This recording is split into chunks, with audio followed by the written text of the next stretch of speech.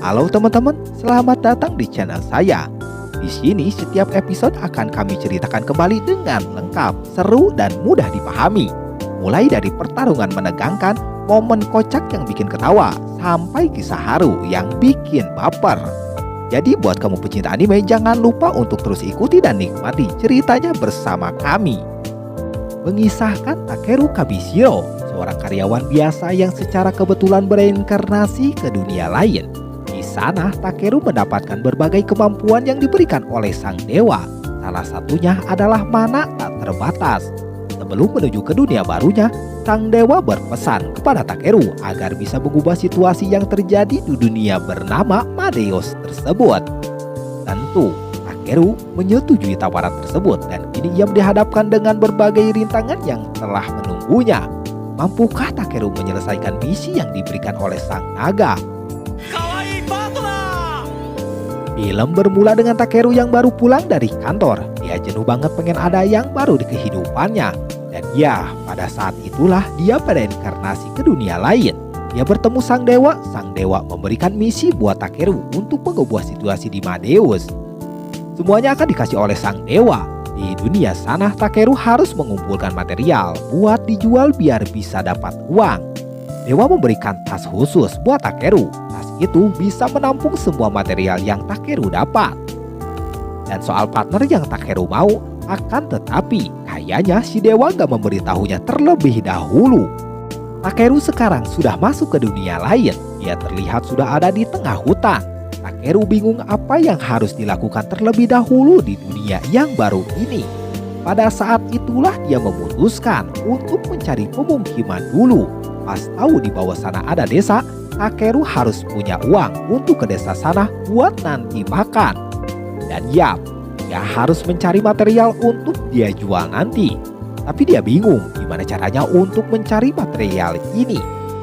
Selagi bingung, dia pun coret-coret tanah. Dan pada saat itulah keluar material itu. Takeru penasaran dengan material ini dan dia mencari tahunya. Dan terlihat ada material yang rank B. Rank E yang menurutnya ini peringkat rendah. Pada saat itu juga dia menemukan batu kayak telur itu. Pas dia scan, ternyata itu kotoran hammer anteater yang ranknya C. Takeru kaget dengan rank yang tinggi. Sekarang Takeru ngerti dengan semua kategori material yang ada di sini. Setelah itu Takeru pergi ke desa untuk menjual material tadi. Sesampainya di gerbang desa, di sana ada penjaga yang bernama Marlow. Dia penjaga desa Tormi. Marlow memberitahu kalau desa ini tidak ada toko material, akan tetapi ada toko umum dan diminta untuk ke sana aja. Sesampainya di toko, Takeru langsung menanyakan barangnya yang bisa dijual di sini apa tidak. Pas lihat si kakek sangat kaget dengan yang dibawa Takeru. Si kakek akan membayar 5 koin emas. Takeru yang gak tahu harga jual, dia sekalian menanyakan harga penginapan di sini dalam semalam. Kakek memberitahu harganya sekitar 500 rep. Yang mana 1 koin emas itu adalah 1000 rep. Dengan begitu berarti ini kotoran hammer harga jualnya lumayan mahal juga. Tidak cuma barang itu, Takeru menjual material yang lainnya. Pas kakek lihat dan banyak material yang ada, si kakek melihat Takeru yang mempunyai kemampuan. Pada saat itulah si kakek meminta bantuan kepada Takeru. Bantuan itu ialah si Takeru harus mendapatkan biji mithril dari gunung di arah timur. Dengan senang hati Takeru akan membantunya asal ada peta gunung itu sendiri. Material yang tadi si kakek akan membayarnya 360.000 rep. Si kakek memberitahu Takeru kalau nanti di sana harus hati-hati karena ada monster. Waktu malam pun tiba dan Takeru pengen mandi. Tak berselang lama penjaga kamar datang dengan membawa sebaskom air hangat yang harganya 30 rep. Air itu untuk membasuh tubuh dari kaki. Saat Takeru menanyakan pemandian di sini, penjaga kamar pemberitahu jadi di sini tidak ada pemandian terkecuali buat bangsawan. Dia memberitahu lagi dengan cuma memakai sihir aja bisa bersih juga kok. Pada saat itulah Takeru mencobanya dengan sihir. Terbukti Takeru bisa mandi cuma pakai sihir aja. Di keesokan paginya Takeru kembali ngumpulin material. Selagi mencari material, tak sengaja Takeru melihat sesuatu yang tidak beres. ada seseorang yang pantoi. Dia juga penjaga Belkheim. Di situ juga Takeru membaca surat yang orang itu bawa. Dalam surat itu sangat menyentuh hati Takeru. Dia berbakti banget kayaknya sama orang tua. Setelahnya Takeru menguburkan juga mendoakannya. Malam pun tiba. Dia sekarang bermalam di hutan. Karena dia lapar, dia pun mau masak terlebih dahulu. Takeru memasak sayur sop. Dia kesenangan banget dengan masakannya yang enak. Takeru melanjutkan perjalanannya kembali menuju gunung yang di arah timur.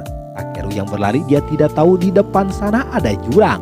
Alhasil dia pun jatuh ke bawah sana. Dengan sedikit gugup dia pun langsung memakai sihirnya. Tak terduga di dalam sana banyak banget material. Dari biji perak sampai Takeru pun mendapatkan biji yang dicarinya, yaitu biji mithril. Akan tetapi di dalam sana getaran demi getaran terus ada.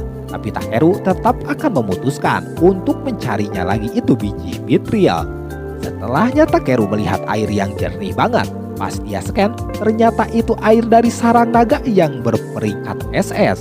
Takeru yang mau meminum air itu dengan bersamaan, naga pun muncul. Pada saat itulah Takeru meminta maaf kepada sang naga. Naga yang sadar dia ini pemberani. Naga menanyakan dia ini siapa. Takeru memberitahunya yang dirinya ini cuman manusia. Naga gak percaya karena dia tahu Takeru ini mempunyai mana yang besar banget sampai-sampai dia bisa membangunkan dirinya dari tidurnya. Takeru yang gak ngerti tentang mana, si naga bingung dengan mana Takeru yang bisa menyaingi mananya. Nama dari si naga ini adalah Polius.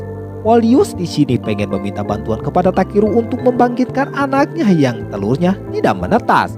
Si Polius nantinya akan memberikan Takeru berupa biji mithril sihir. Takeru yang gak tahu gimana cara kerjanya, Polius meminta tuangkan mananya dia ke dalam telur itu.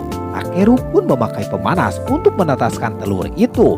Pada saat itu karena Takeru memakai sihir yang begitu besar, dia pun sampai pingsan begitu juga bermimpi.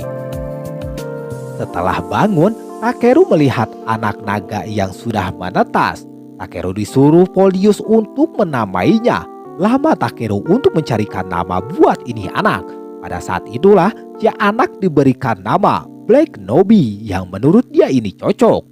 Tidak cuma memberikan nama, Polius meminta Black Nobi untuk ikut juga si Takeru.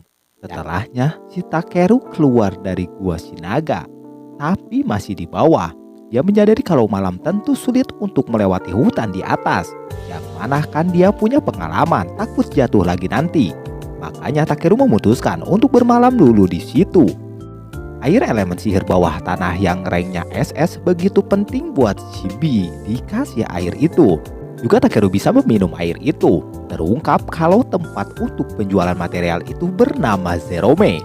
Zerome memberitahu kalau di sini batu sihir sangat berharga karena segalanya harus memakai batu sihir itu.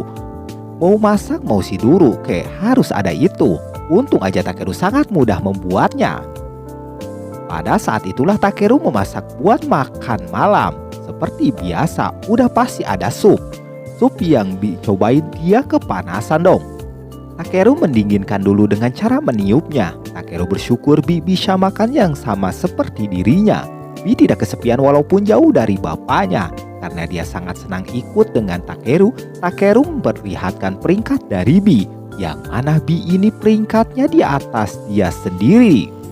Takeru memberitahu kepada Bi walaupun kamu lebih kuat dari dirinya, tetap Bi harus nurut kepada Takeru. Lagi menceramahi si Bi malah tidur dong. Takeru berpikir mungkin ini yang diberikan dewa untuk partnernya. Keesokan paginya Takeru melanjutkan perjalanannya ke desa Tormi. Dia menaiki tebing terlebih dahulu. Setelah di atas, dia melihat tebing yang waktu itu dia jatuh. Dia berpikir beda dengan malam yang begitu menyeramkan. Ini hutan mungkin karena ini hutan sihir kali ya. Takeru sekarang mencoba mencari bahan yang berperingkat C. Material yang ada di sini pada baru dan Takeru belum pernah melihatnya. Akan tetapi, Bi yang menelusuri hutan dia kayaknya melihat sesuatu. Pas Takeru meng-searchnya, banyak monster-monster di area situ. Tak berselang lama juga burung raksasa yang ranknya C datang menghampirinya. Itu burung dagingnya manis dan enak sampai Takeru pengen itu daging. Dengan sihirnya Takeru dengan mudah mengalahkan itu burung. Akan tetapi setelah itu monster lain berdatangan. Sama monster ini Rengche. Dengan mudahnya satu persatu Takeru kalahkan. Sesudah semua beres, Takeru dengan cepatnya dia mengambil daging-dagingnya ke dalam tas yang ia bawa. Akan tetapi setelahnya kelihatan dari kejauhan masih banyak banget monster-monster di sini. Sadar gak mungkin harus melawan mereka semua, Takeru memutuskan untuk pergi aja dari sana dengan cara terbang aja. Bi yang keberatan Takeru memakai reduction. Karena itu terlalu atas dan Takeru tidak bisa mengendalikan semuanya. Maka dari itu dia pun jatuh kembali. Selagi Takeru pingsan, Bi kayaknya bawa Takeru ke tempat yang lebih aman. Karena terlihat sekarang pas Takeru sadar dia sudah berjalan jauh dari tempat tadi. Mereka berdua kembali melanjutkan perjalanan pulang ke desa Tormi. Di sini Takeru ngobrolin Akaria Grisil yang ranknya SS. Bi yang melihat ranting itu yang B aja, dia pun merubahnya dengan kemampuan B. Ranting itu pun berubah jadi mayan besar. Melihat itu Takeru berpikir kalau dia pegang itu pasti dikira orang lain dia ini penyihir atau yang lainnya. Pada saat bersamaan terdengar suara monster dong. Bi langsung mencari tahu ke sana dengan Takeru mengikutinya dari belakang Bi. Bi yang mengelilingi pohon itu, Takeru langsung nyamperin ke sana. Ternyata di sana ada gadis elf yang terjebak juga, dia kelaparan kayaknya. Elf itu langsung meminta minum kepada Takeru karena dia sudah 3 hari gak minum gak makan. Setelah dikasih minum, Takeru memberikan makanan juga. Dengan makanan yang enak, elf sangat kesenangan perutnya ini seperti terbang di surga aja cenah. Setelahnya Takeru pengen menanyakan satu hal kepada elf itu, yang mana dia memberitahu itu elf untuk bawa bekal karena di sini jauh dari desa. Karena elf ini buru-buru jadi gak sempat bawa timbal katanya. Karena elf ini wanginya gak sedap menurut Takeru sama dengan wanginya kotoran ternak Tsunade. Dengan bersamaan karena elf ini mempunyai urusan, dia harus cepat pergi. Sembari berterima kasih, elf dengan cepatnya dia pergi dari sana dengan cara berlari kencang. Takeru dan Bi melanjutkan perjalanannya kembali. Sembari itu dia pun ngumpulin lagi bahan kembali. Di ujung hutan Bi melihat ada kereta kuda yang mau melewati ke sini. Terlihat si kuda ini bereng kuda ini serbaguna kayaknya. Pengendara menanyakan kepada Takeru apa mereka ini sedang menuju ke desa Tormi. Dalam kereta kuda ini yang ditumpangi satu keluarga. Benar aja, Takeru dianggap penyihir karena dia bawa tongkat begitu. Takeru menjawab kalau dirinya cuma mengumpulkan bahan untuk dijual. Si bapak kaget dengan apa yang dibilang Takeru. Si bapak pada saat itu mengajak Takeru untuk bareng aja ke desa Tormi. Anak-anak si bapak sangat senang deh sama si Takeru ini yang lucu. Padahal menurut Takeru dia ini B aja.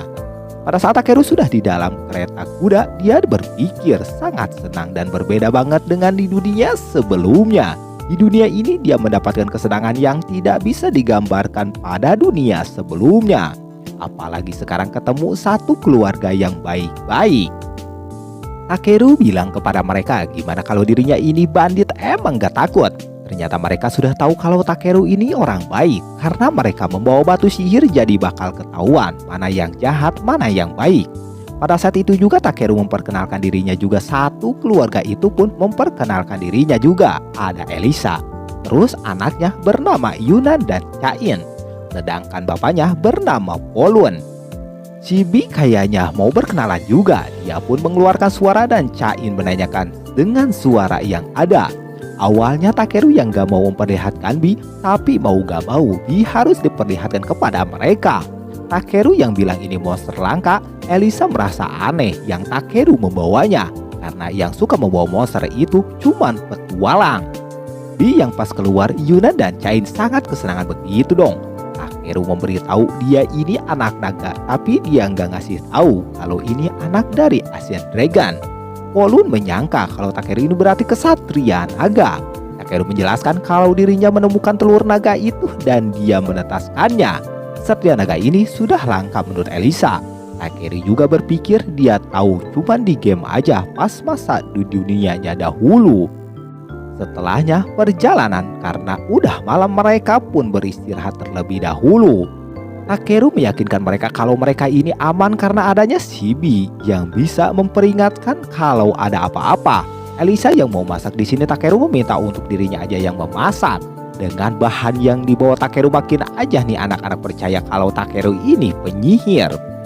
Tak berselang lama masakan Takeru sudah matang. Seperti biasa, udah pasti ada sup lagi. Masakan Takeru pun sangat enak banget cenah. Apalagi si Polun, dia sangat-sangat kesenangannya sampai nangis begitu dong saking enaknya. Polun juga sudah yakin kalau Takeru ini penyihir.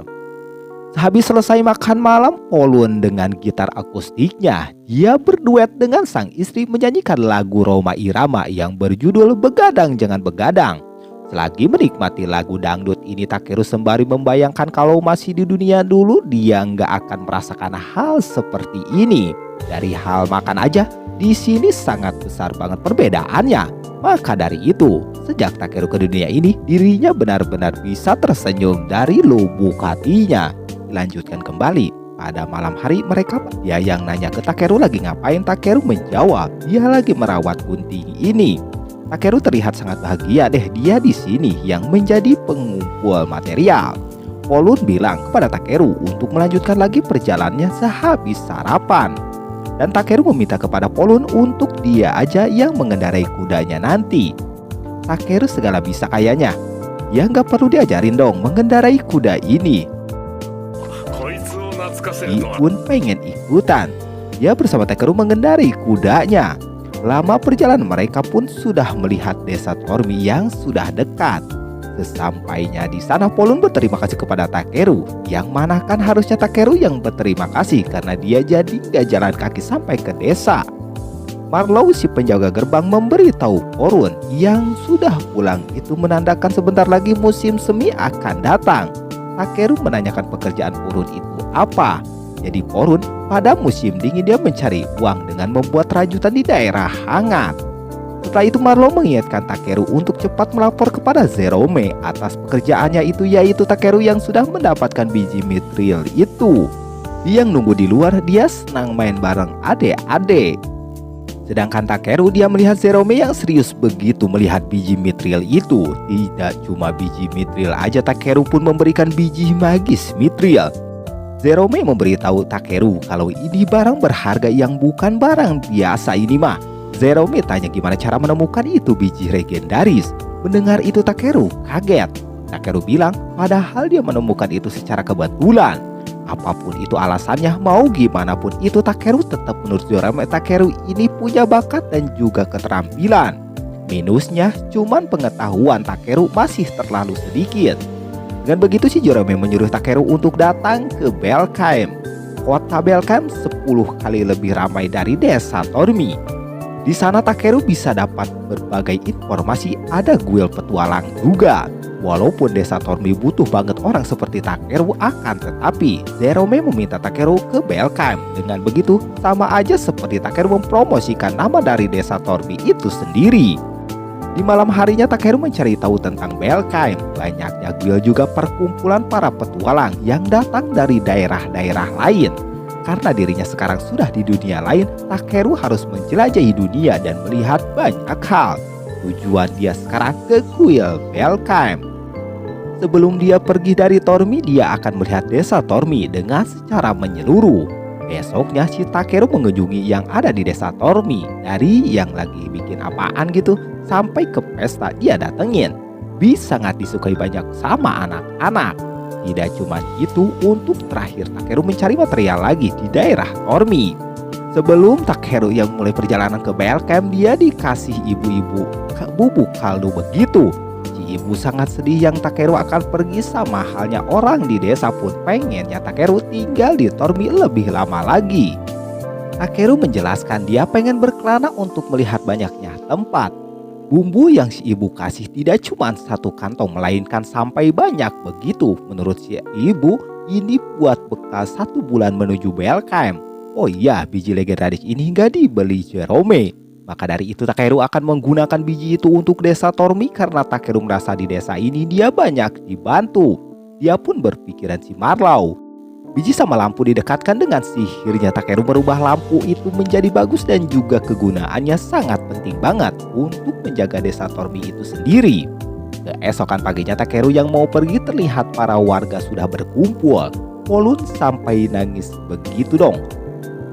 Dengan itu si Takeru memberikan barang semalam kepada Marlow. Kegunaannya supaya tidak ada orang jahat dan berbahaya mendekat ke desa. Takeru memberikan itu sebagai tanda terima kasihnya yang sudah pada baik kepada dirinya. Takeru pasti nanti suatu hari dia akan kembali lagi ke desa Tormi karena Takeru sudah mengakui ini sebagai kampung halamannya. Jerome yang melihat barang itu langsung sadar pasti itu barang legendaris dan benar dong. Dengan bersamaan, Takeru berangkat dan berpamitan kepada semuanya. Perjalanan menuju base camp awalnya si hening sunyi sembari melihat pemandangan yang begitu indah sekali. Akan tetapi tak berselang lama di tengah jalan terlihat ada monster kepiting. Takeru yang men-scan ternyata itu kepiting bisa ia makan. Karena ini makanan enak, Takeru akan melawannya. Tapi cuma gitu doang dia bisa mengalahkan itu kepiting. Akan tetapi tak berselang lama datang lagi dua sekaligus ke sana. Dua kepiting yang mau menabrak Takeru dengan cepat membawa Takeru ke atas sampai kepiting bertabrakan dengan temannya sendiri. Setelahnya kepiting pertama yang bangkit kembali Takeru dengan jurus pamungkasnya. Ia mengtakwalnya pakai tongkat yang ia punya. Malam harinya Takeru memasak kepiting tadi dengan panci yang besar. Hidangan kepiting ini sangat enak banget. Karena masih ada sisa Takeru membawa kepiting itu ke tas ajaibnya. Beberapa hari kemudian akhirnya Takeru sampai di kota Niaga Base Camp. Di sini ada guild nomor 1 sebenua. Sebelum masuk ke kota Takeru harus pemeriksaan terlebih dahulu. Dalam pemeriksaan Takeru bilang, ya ini pengumpul material. Dia datang ke sini karena Takeru tertarik dengan guild petualang. Dengan begitu, si penjaga dia akan memeriksa terlebih dahulu dan akan kurapal Apalus pada si Takeru. Artinya Apalus adalah ini orang mencurigakan apa tidak dengan apa alat sihirnya. Pemeriksaan selesai yang gak ada yang dicurigai dari si Takeru. Tapi ada satu, dia meminta Takeru memperlihatkan sesuatu seperti naga gitu. Dengan begitu Bi dipanggil, penjaga sangat lucu deh melihatnya. Takeru memberikan penanda buat si Bi dan setelah itu Takeru dan Bi lolos dari pemeriksaan. Dan dia bilang akan melaporkan kepada wali kota bahwa ada naga memasuki kota ini. Juga Takeru diberitahu tempat guild ada di gedung persegi. Di dalam kota Base Camp terlihat tidak cuma satu ras, melainkan ada beberapa ras di sini. Tidak lama untuk mengulur waktu, Takeru langsung datang ke tempat guild. Pas masuk, dia langsung didatangin cewek yang guild petualang Eropa. Dia menawari Takeru kayaknya. Dia bernama Ariana, sang resepsionis guild. Takeru diminta menuliskan nama sama pekerjaannya. Karena Takeru nggak tahu itu teksnya apaan, dia pun memakai sihirnya untuk mengisinya. Selesai mengisi, sang resepsionis melihat dan menanyakan apa itu Takeru punya pengalaman bertarung nggak. Takeru menjawab dia pernah beberapa kali. Karena si Ariana meminta bukti, kebetulan kan Takeru menuju ke sini ada sisa monster kepiting. Ya udah aja Takeru memperlihatkan itu kepiting di hadapan si Ariana. Ariana lari dan ketakutan, dan seseorang yang kagum dengan Takeru yang punya tas ajaib, si orang itu pun meyakinkan Ariana kalau Takeru orang baik. Awalnya mereka menyangka Takeru mau jual kepiting, padahal dia mau jadi petualang. Dan yang jadi rekannya adalah Shibi. Melihat hal itu mereka sangat yakin kalau Takeru adalah orang yang bisa diperebutkan nantinya. Takeru masuk guild dan aturannya Takeru harus memulai dari tingkat terbawah, ialah rank F. Belum dilanjutkan dengan Takeru yang memberi kabar kepada salah satu keluarga yang anaknya sudah meninggoy di hutan dekat desa Tormi. Keluarga itu berterima kasih kepada Takeru yang sudah memberikan kabar soal anaknya ini. Yang meninggoy itu ialah di episode kemarin Thea yang Takeru menemukan orang itu juga dia memakamkannya. Setelahnya Takeru menjual barang materialnya yang banyak dan tak lama ada Ariana datang ke situ. Dia memberikan pekerjaan untuk Takeru buat mencari bahan buat ramuan. Karena terlalu banyak Takeru meminta untuk sebagian aja dulu yang ia cari. Takeru dan Bi sekarang lagi berendam di kolam kalau sekarang juga Takeru di Base Camp sudah setengah bulan. Yang mana kolam itu tadinya kotor banget dan Takeru dengan sihirnya merubah airnya jadi jernih gitu. Tak lama berselang Rai datang. Karena Clay mempunyai luka, dia meminta tolong kepada Takeru untuk menyembuhkan pakai sihirnya. Dia tahu Takeru bisa menyembuhkan dari orang yang sakit, dan itu ialah keluarga kemarin. Takeru ini orang yang baik karena dirinya mengobati tanpa meminta imbalan dari orang yang dia sembuhkan. Clay memberitahu kepada Takeru kalau Takeru sudah naik peringkatnya, tapi Takeru sudah merasa puas dengan kondisi sekarang. Takeru yang merasa cukup cuma jadi pencari material, tapi Clay memberitahu kalau Takeru harus mempelajari sedikit cara dunia bekerja. Takeru kembali lagi ke tempat penjualan material. Takeru benar-benar gak mau naik peringkat sih ini mah, karena menurutnya kalau naik peringkat bisa-bisa merepotkan dirinya juga. Karena dirinya mending kayak begini, kerja santai di peringkat terbawah juga dia pengen hidup damai. Di sisi lain terlihat penjaga gerbang memberitahu kalau sekarang ada serangan goblin. Pada saat itulah mereka bersiap untuk mengumpulkan peringkat D di pos utara. Juga jangan lupa bawa ahli penyembuh dan dokter. Tapi terlihat dokternya lagi pada nggak ada. Terlihat Takeru yang santai aja karena dia mah cuman rank F. Dia yang mau pergi dari sana. Dia dipanggil dan disuruh ikut. Sekarang pun mereka sebelum berangkat briefing dulu. Pokoknya goblin jangan sampai masuk ke area bell camp. Terlihat orang-orang semangat banget. Beda dengan Takeru yang memperlihatkan muka biasa aja karena dia cuman tipe anak IPS. Dia tak bisa mengikuti semangat seperti mereka. Seseorang yang nanyain ke Takeru yang cuman peringkat F yang ikut, dia bilang jangan sok keren. Juga meremehkan Takeru yang udah pasti ketakutan cenah. Akan tetapi berbeda pendapat dari Shirodor. Dia malah memuji Takeru setinggi itu sampai kedua orang ini bingung. Kedua orang tadi bernama Diego juga Oraldo. Museli meminta maaf kepada Takeru yang diajak ikut ke sana. Museli memperkenalkan dirinya kepada Takeru. Dan dia menyemangati Takeru untuk berjuang dan memenuhi harapan Guild Master di pertempuran kali ini. Walaupun cuma sedikit yang dibisa sama Museli dengan jurus penyembuhnya, Takeru bilang kalau terlalu semangat juga bisa bahaya. Setelah sampai di tempat sana terlihat Museli malah ketakutan aja, cuman lihat burung gitu. Makanya di sini Takeru harus menenangkan Museli terlebih dahulu. Takeru memberitahu masa ia harus ketakutan, padahal kan cuman di garis paling belakang, musuh pun gak kelihatan. Karena Museli punya jurus penyembuh, Museli harus fokus untuk menyembuhkan korban luka yang ada. Tak berselang lama Clay nyamperin Takeru sembari dia tertawa. Clay bilang hal yang wajar di pertempuran merasa takut. Dan Takeru meminta untuk menertawakan aja jika memang lucu mah, karena Takeru yang gak cocok ngomong begitu. Clay menjawab dia kaget aja Takeru ini sampai seantusias itu. Clay sekarang gak ada di lini depan karena lukanya terasa sakit kalau kondisi seperti ini. Takeru tahu tentang lukanya ada di punggung Clay. Clay gak ngasih tahu adanya luka itu karena apa.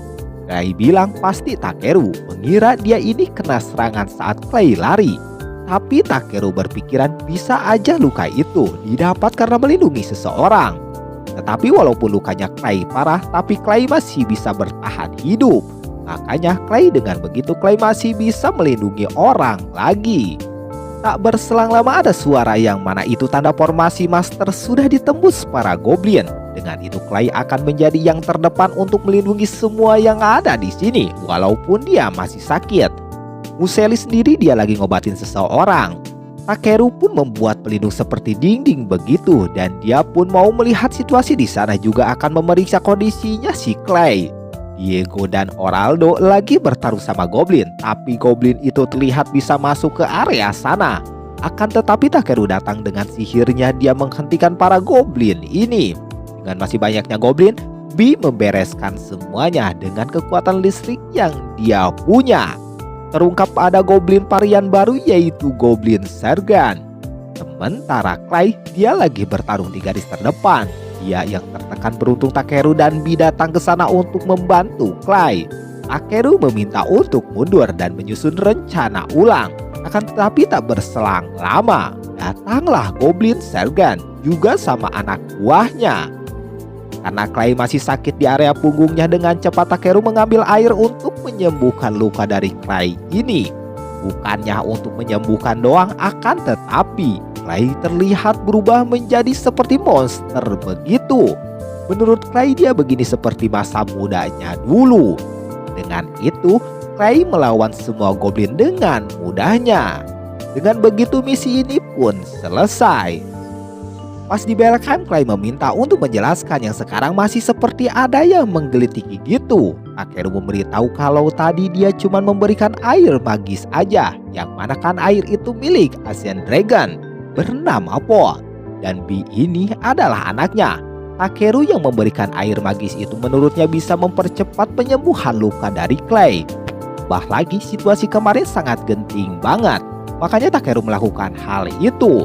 Mendengar penjelasan itu, Clay bertanya-tanya kalau Takeru ini sebenarnya siapa. Takeru bingung, yang mana kan dia nggak boleh memberitahukan identitasnya. Clay sendiri bilang kalau dia nggak akan maksa jika takut Takeru terbebani. Akan tetapi Takeru memberitahu kalau dirinya datang ke sini dari dunia lain. Yang bisa dibilang Takeru ini berinkarnasi. Takeru yang menjelaskan kepada Clay, tapi Clay bilang ini terlalu absurd, makanya dia tidak bisa langsung percaya.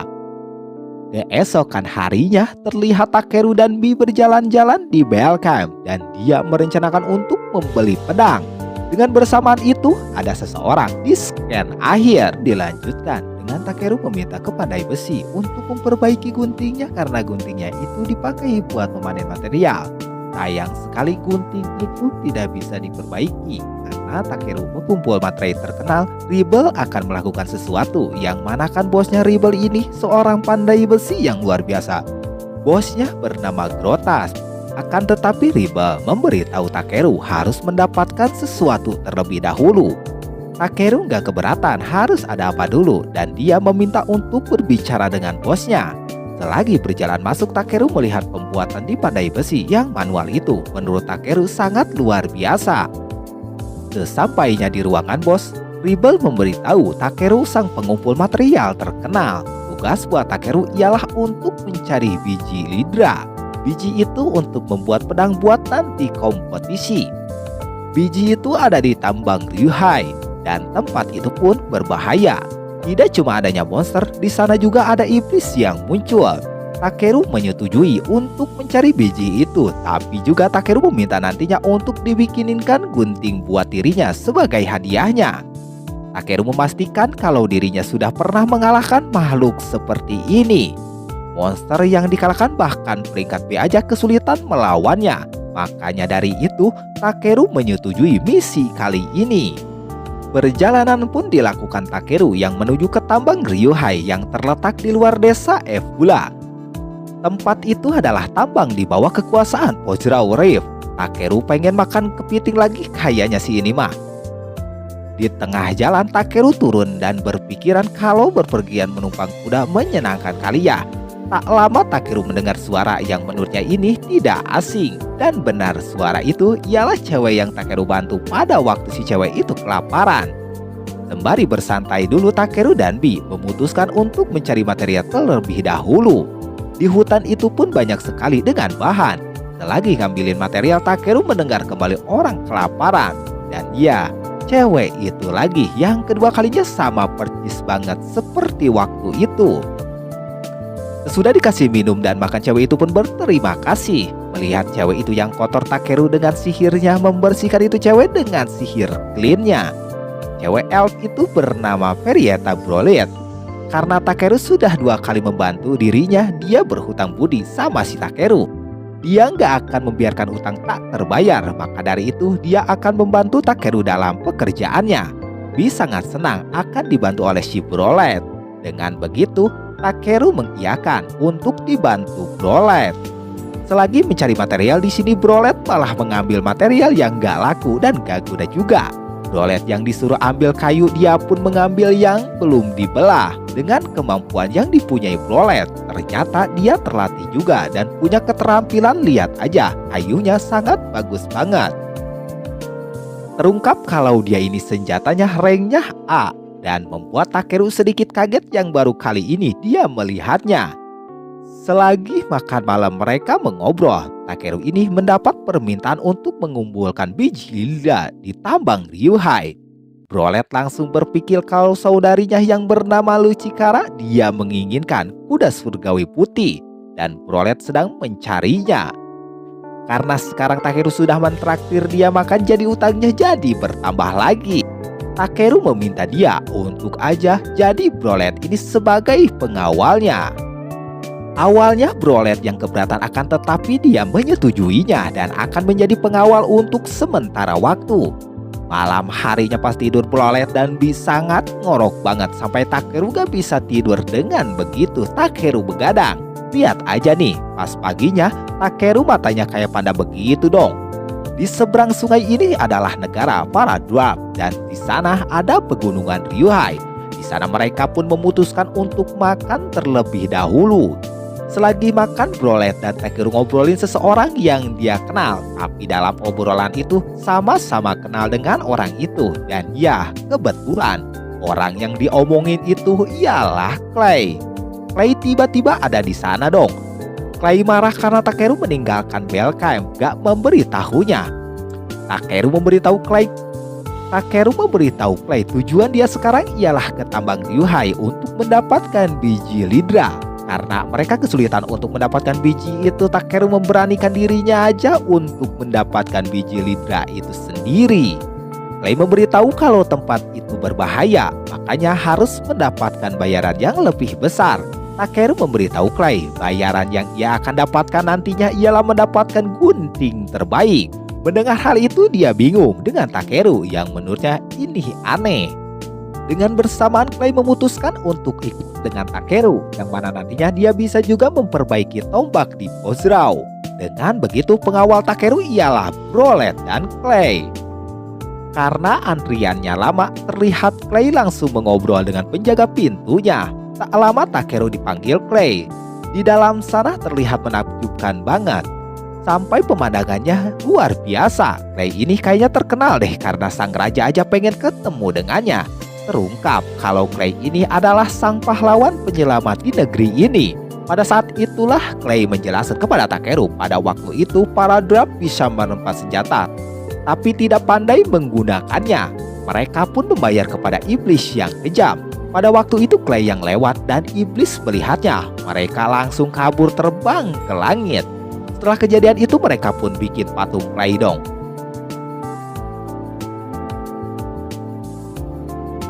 Setelah itu, mereka berjumpa dengan sang raja. Mereka ribut dengan soal patung. Takeru pun memperkenalkan dirinya kepada sang raja. Takeru memberi surat kepada raja dan surat itu dari Grotas atau bos pandai besi. Dalam surat itu dia meminta izin untuk masuk ke tambang Ryuhai. Raja memberitahu karena gempa beberapa bulan yang lalu, setelahnya itu tambang Ryuhai sekarang berubah menjadi sarang iblis. Clay meyakinkan sang raja kalau mereka ini akan baik-baik aja.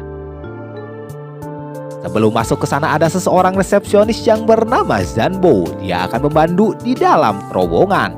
Karena gelap, Takeru mengeluarkan sihirnya biar sedikit terang. Di dalam sana Bi memberitahu kalau adanya monster.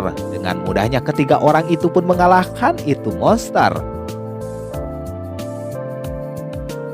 Setelah itu mereka melanjutkan perjalanannya kembali dan di sana Takeru malah memilih jalan yang buntu. Dia melihat biji itu ada di balik dinding itu sendiri. Takeru meminta kepada Zanbo untuk menggali di sini. Pada saat itulah Takeru meminta mereka untuk sedikit menjauh. Dengan sihirnya Takeru menggali itu dinding dan setelah itu banyak banget urat Idri. Yang mana ini lebih luar biasa ketimbang biji Lidra. Setelah Takeru scan, benar aja ini ranknya A. Tak berselang lama Bi kembali merasakan adanya monster lagi. Bukan monster kayaknya, malaikat iblis. Di sini Takeru meminta kepada Brolet dan Clay. Dia meminta untuk melawan ini sendirian. Pas keluar itu iblis, di sini Takeru malah kesenangan karena inilah yang ia tunggu-tunggu. Dengan itu, episode kelima pun selesai. Di mana kelanjutan ceritanya? Tunggu di video selanjutnya.